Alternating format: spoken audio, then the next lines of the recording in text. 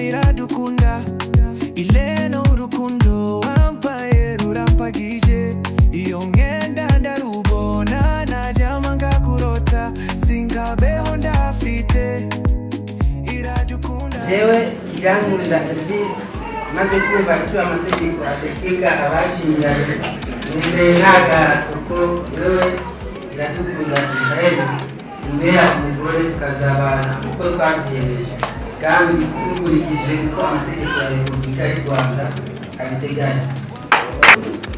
Jewe Iradukunda Israel maze kumva icyo amategeko ategeka abashingiranywe nemeye ntagahantu ko wowe Irankunda Elvis umbera umugabo tukazabana uko twabyiyemeje kandi dukurikije uko amategeko ya Repubulika y'u Rwanda abiteganya.